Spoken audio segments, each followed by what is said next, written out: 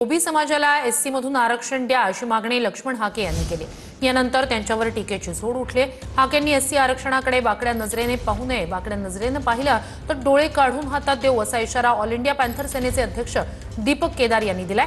तर एससी समाजाला खवळू नका, नाहीतर परत भीमा कोरेगावचा इतिहास घडेल असा इशारा सचिन खरात यांनी दिलाय।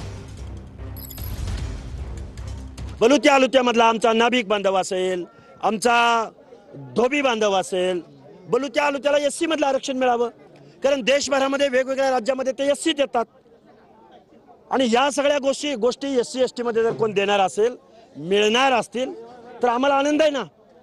पण हे आरक्षण मिळण्याच्या अगोदर ओबीसींची झोपडी उद्ध्वस्त करण्याची जर भाषा कोण करत असेल तर त्याचं संरक्षण करण्यासाठी हा लक्ष्मण हाके गावगाड्यातल्या 18 पगड जातीच्या हक्काच्या आरक्षणाच्या संरक्षणासाठी रस्त्यावर उतरेल।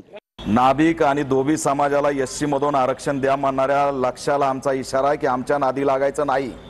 2 जिल्ह्यामध्ये टुरुक एका समाजाच्या बळावरती फिरला म्हणजे काय देशाचा राष्ट्राचा नेता झाला का तू? महाराष्ट्रामध्ये जर एससी आरक्षणाच्या दिशेने कोणी वाकड्या नजरेने बघितलं तर डोळे सुद्धा काढू, लक्षात ठेव।